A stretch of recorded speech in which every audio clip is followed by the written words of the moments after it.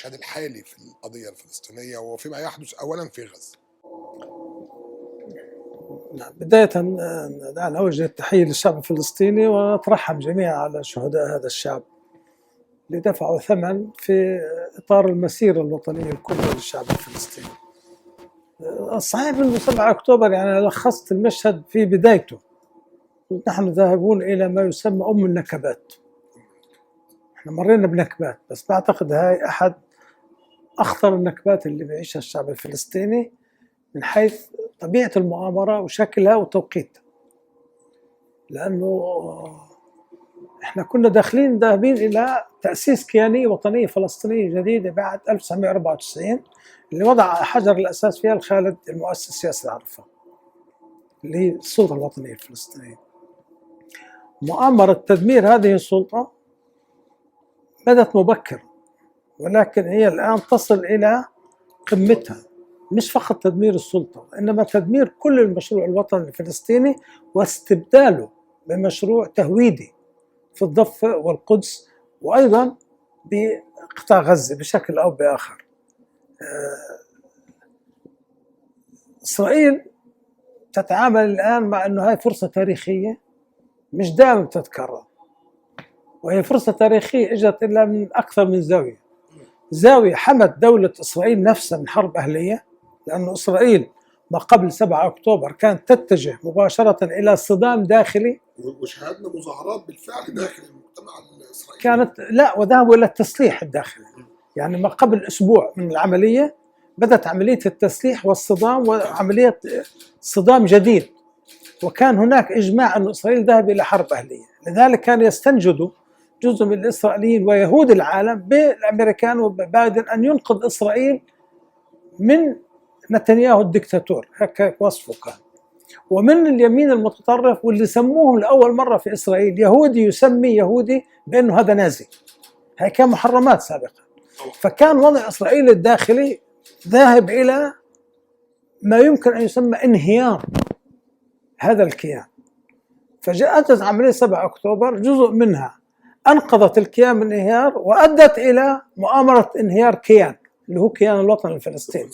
فلذلك أنا سميتها النكبات. طبعا بالسياق جرائم حرب غير مسبوقة، وهذا مش باعترافنا احنا، باعتراف أوروبيين، ومنهم مفوض شؤون الخارجية يعني زي خارج الاتحاد الأوروبي بوريل قال إنه لم يحدث مثل ما حدث في الحرب العالمية الثانية. بالمعنى بالقياس أنت بتحكي عن رقعة جغرافية قد المعادي، قطاع غزة شو يعني 13 في 365 كيلومتر مربع، يعني المعادي تقريبا قد قطاع غزة بشكل أو بآخر يعني. مش ومع ذلك فيها 2.5 مليون تقريبا. الآن أصبحوا عراة بالمعنى الحقيقي، مشردين نازحين في داخل مدينتهم، فاقدين كل قواعد الحياة، ما عندهم مش حياة، ينتظروا أي رأفة.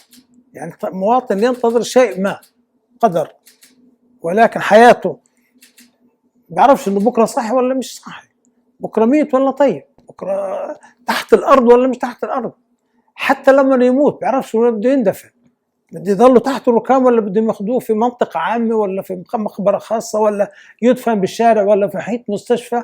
شيء يعني مشهد لا أعتقد تكرر كثيرا في الحروب السابقة. حديث سيادتك عن وجود أو أن طوفان الأقصى وما حدث في 7 أكتوبر كان قبلة الحياة بالنسبة فجاء لليهود، حفظ الكيان اليهودي صحيح، وأيضا تدمير للكيان بالصحيح. يعني هاي العجلتين اللي مشي عليهم. هل يمكن بالعقل هل يمكن أن تكون جزء من مؤامرة أو يكون مش بعيدا عن التعبير، أنا ما يعني مش تعبير قصة مؤامرة، ولكن أنا برأيي إنه نعم كان هناك مخطط أمريكي مع بعض الأمن الإسرائيلي لهذا الحدث، وهذا الكلام بلش الآن يطلع يعني بطوفان الأقصى.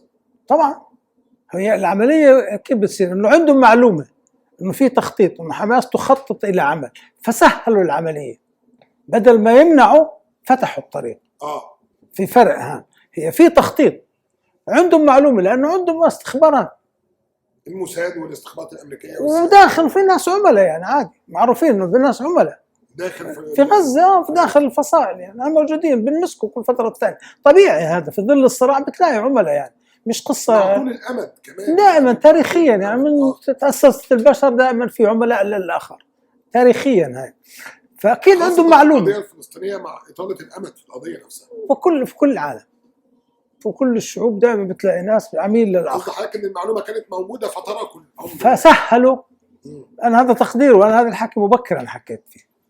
بدا الان يتكشف يعني فجاه كل ما يتعلق بالجنود العسكري الاسرائيلي اختفى من قطاع غزه. 6 ساعات فيش طائرات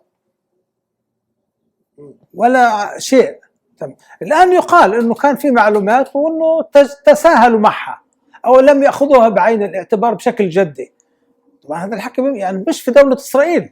إسرائيل بالأمن ما بتتعاملش من مسائل بالتسلية، لأنه هي بتعرف تماما أنه وجودها مبني على الأمن. إذا فقدت الأمن راحت. دولة قائمة بالأساس عمادها الأمن، إذا فقدت هذا الموضوع انتهت. يعني لأنها دولة مش بنت منطقة، يعني مزروعة زراعة، يعني هي خارج، يعني شاذة عن المحيط حتى بكل علاقات التطبيع. يعني بقول التطبيع لا ينجح إلا إذا الشعب المصري قبلها. يعني إذا الشعب المصري وافق على التطبيع اعترفوا إحنا انهزمنا تاريخيا، يعني الهزيمة التاريخية هذا الوقت هذا. والأردن كذلك، يعني شعبين هم معيار عندي أنا لقبول إسرائيل أو عدمها في المنطقة. الباقي مش فارق كثير معي، لأن هذول اثنين. تقصد القبول الشعبي أنا بحكيش التطبيع الرسمي لما لهش قيمة. بس أنت خلي التطبيع لما الشعب المصري يقبل التعامل مع إسرائيل والأردن تقبل، الشعب الأردني يقبل التعامل مع إسرائيل، بقول ساعتها إحنا انهزمنا بهذا المنطق. يعني لحد الآن لا، لحد الآن لا. ومع ذلك هي غريبة من هان الأمن عندها ما في تساهل، ما بتتساهل. يعني هي مصرة أن تبقى أقوى دولة في المنطقة. ومن هنا لذلك ما حدث لا لغز كبير، مش قصة إنه والله انتصار مقاومة، لا لا، هذا جانب. هذا الموضوع فيه جانب بطولي، في جانب مواجهة، ولكن بالمطلق في جانب أمني تحت. يعني أي واحد متابع حقيقة يدرك إنه في شيء حدث تسهيل لهذا الموضوع. لأنه طبعا واحد بيقول لك طب ما هي هيبة الجيش والدولة طبعا تنهز الهيبة ولا ينهز الكيان. بالتضحيات بتصير تنهز هيبة الكيان، شو يعني؟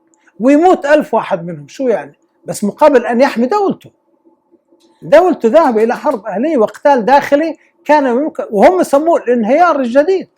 كتب عنه مجموعة من يهود أمريكا ومنهم الصحف الأمريكية في الواشنطن بوست ونيويورك تايمز، كتبوا أعمدة من كبار اليهود، صحفيين يهود يعني منهم توماس فريدمان، كتب ما أكثر من مقالة أنقذوا دولة اليهود من نتنياهو هذا الدكتاتور.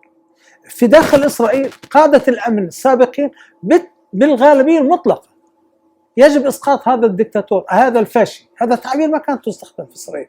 كلمة دكتاتور وفاشي ونازي من المحرمات، أصبحت تستخدم. كلمة حرب أهلية أول من استخدمها رئيس جهاز أمن سابق الشباب يوفال ديسكين، هو أول من استخدم هذا التعبير. طيب أنا إذا يعني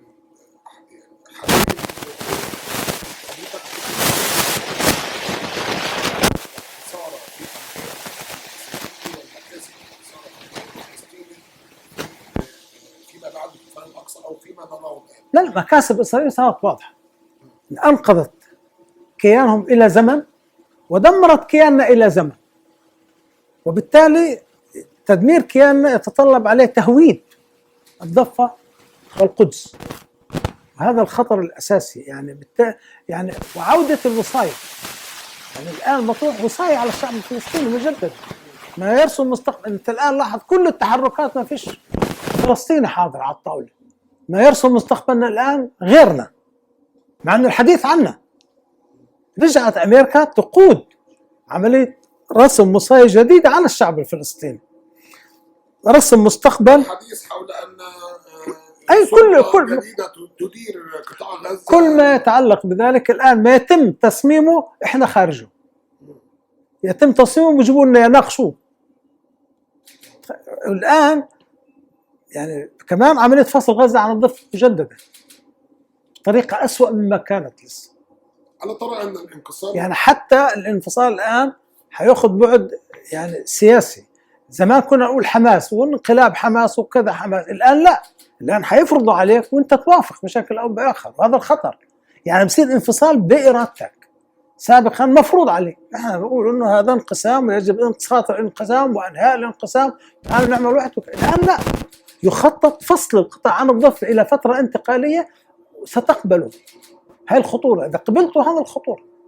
الأكثر من ذلك حددوا سقفك، ما عندكش سيادة، الأمن العام أو الشامل أنت مش موجود فيه، حتى الحدود قد تمس منها.